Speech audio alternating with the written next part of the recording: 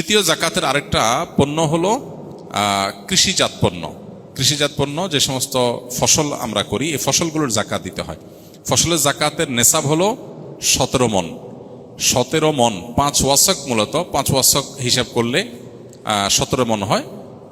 এই হিসাবে কিছুটা ভিন্নতর মত আছে, বাকি এটা প্রসিদ্ধ এবং মোটামুটি গ্রহণযোগ্য যে 17 মণ যদি হয়ে যায়, তাহলে সেখানে আপনার যদি আকাশের বৃষ্টির পানি থেকে হয়ে যায়, প্রাকৃতিক পানি থেকে হয়ে যায়, আলাদা পানি সিঞ্চন করা না লাগে, তাহলে সেক্ষেত্রে 10 ভাগের 100 ভাগের 10 ভাগ, 10%। আর যদি এটা পানি সিঞ্চন করে চাষাবাদ করতে হয়, তাহলে সেক্ষেত্রে 100 ভাগের 5 ভাগ। অর্থাৎ আমাদের দেশে যে ফসল হয় এগুলো প্রায় সবগুলোই নিজস্ব সেচ সিস্টেমের মাধ্যমে করতে হয়। অটোমেটিক হয়ে যায় এরকম জিনিস নাই, খুব কম।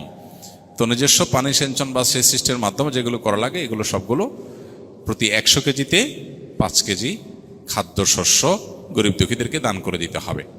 এটার সাথে বছরের সম্পর্ক নাই, এটা হলো যতবার ফসল উঠবে ততবার জাকাত আসবে। এ হলো মোটামুটি জাকাতের ব্যাপার, যে সমস্ত সম্পদের জাকাত হয় এবং যত পার্সেন্ট করে জাকাত হয়।